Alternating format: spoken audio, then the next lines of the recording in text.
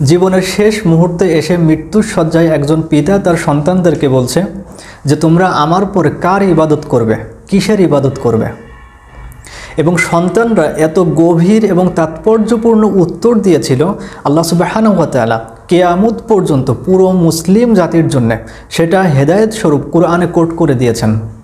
আমি বলছি হযরত ইয়াকুব আলাইহিস সালাতু ওয়াস সালামের কথা। তিনি যখন মারা যাচ্ছিলেন, যখন তার কাছে মৃত্যু উপস্থিত হলো, তখন তার সন্তানদেরকে ডেকে বললেন যে তোমরা আমার পরে কার ইবাদত করবে, কিসের ইবাদত করবে। সন্তানরা তখন যেটা বলল যে আমরা অবশ্যই আপনি যার ইবাদত করেছেন সেই আল্লাহ সুবহানাহু ওয়া তাআলার, এবং আপনার পূর্বপুরুষরা যার ইবাদত করেছে সেই এক আল্লাহ সুবহানাহু ওয়া তাআলার ইবাদত আমরা করব। এটা খুবই সহজ, কিন্তু আপনি যদি লক্ষ্য করেন সন্তানরা কিন্তু এটা বলেনি যে আমরা এক আল্লাহর ইবাদত করব, শেষ। তারা বলেছেন আপনি যার ইবাদত করেছেন এবং আপনার পূর্বপুরুষ, আপনার বাবা, আপনার দাদা যার ইবাদত করেছে, আমরাও সেই আল্লাহ সুবহানাহু ওয়া তাআলার ইবাদত করব। এর মাধ্যমে আল্লাহ সুবহানাহু ওয়া তাআলা বোঝাইতে চাইলেন যে ধর্ম বিষয়টা কিন্তু অটোমেটিক হবে না। এটা আপনার অটোমেটিক প্রজন্মের ভেতরে, আপনার সন্তানদের ভেতরে, আপনার পরিবারের মধ্যে এটা অটোমেটিক হবে না। এটাকে পরিচর্যা করতে হবে, এটাকে আপনার সুসংগবদ্ধ করতে হবে, এটার জন্য আপনাকে পরিশ্রম করতে হবে।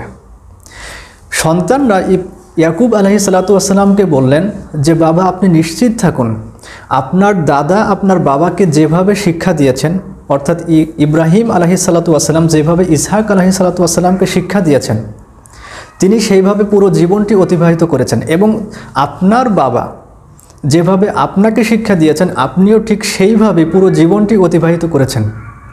এবং আপনি এটাও নিশ্চিত থাকুন যে আপনি আমাদেরকে যেভাবে শিক্ষা দিয়েছেন, আমরাও ঠিক সেইভাবেই পুরো জীবনটা ইনশাআল্লাহ অতিবাহিত করব।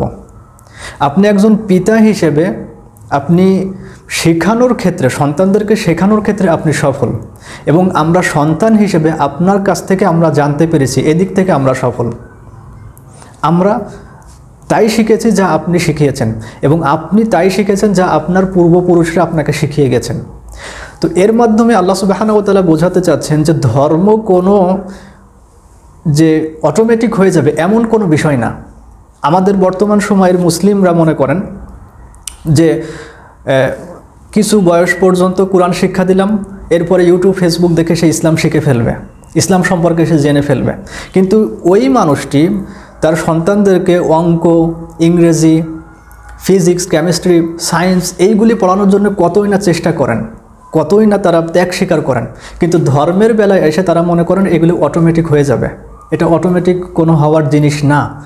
নবীদের সাথেও এমন কিছু হয়নি, নবীরাও এমন কিছু করেননি। ধর্ম আপনার জীবনের শেষ মুহূর্ত পর্যন্ত আপনার প্রজন্মের মাঝে গেঁথে দেওয়ার জন্য আপনাকে কাজ করতে হবে। এর জন্য আপনাকে আলাদা চিন্তায় থাকতে হবে, আপনাকে মশগুল থাকতে হবে, আপনাকে এটা করতে হবে। না করলে কখনোই আপনার প্রজন্মের মধ্যে ধর্মের জিনিসটা, নৈতিকতা, সততা, আল্লাহর প্রতি বিশ্বাস, পরকালীন চিন্তা, জান্নাত জাহান্নামের ব্যাপারে যে ভয়, আশা, এই কোনো কিছু জন্মাবে না যদি না আপনি সেটা না করেন। এবং ইয়াকুব আলাইহিস সালাতু ওয়াস সালাম যখন মারা যাচ্ছেন, তখন তিনি সন্তানদেরকে বলছেন যে আমার পরে তোমরা কিসের ইবাদত করবে, কার ইবাদত করবে। লক্ষ্য করেন একজন নবী তার সন্তানদেরকে নিয়ে জ্ঞানের ক্ষেত্রে কতটা তিনি অ্যাক্টিভ ছিলেন, যে তিনি মৃত্যুর শেষ সময়ে এসেও তিনি বলছেন যে তোমরা আমার পরে কিসের ইবাদত করবে। তিনি নিশ্চিত হতে চাচ্ছেন যে কিভাবে আমি শিখিয়েছি এবং আমার সন্তানরা আসলে কিভাবে শিখেছে, আমি আরেকবার যাচাই করে নিতে চাই, আমি আরেকবার তাদেরকে বলতে চাই। এটাই তার জীবনের উদ্দেশ্য। এজন্যে আমাদের মুসলিমরা যারা তাদের সন্তান বা তাদের পরবর্তী প্রজন্ম এদের জন্য কোনো কাজই করেন না, ধর্মকে মনে করেন যে অটোমেটিক তাদের মধ্যে হয়ে যাবে, তারা আসলে ভুল ভাবছেন।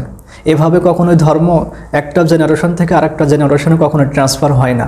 এটার জন্য আপনাকে নিজে শিখতে হবে এবং আপনার মেনে চলতে হবে। এরপর আপনি আপনার প্রজন্মের মাঝে সেটাকে রেখে যেতে পারবেন। নবীরাও ঠিক এভাবেই করে গেছেন। ইব্রাহিম আলাইহিস সালাতু ওয়াস সালাম, ইসহাক আলাইহিস সালাতু ওয়াস সালাম, ইয়াকুব আলাইহিস সালাম, এখন তিনি এসে তার সন্তানদেরকে বলছেন যে তোমরা আমার পরে কার ইবাদত করবে।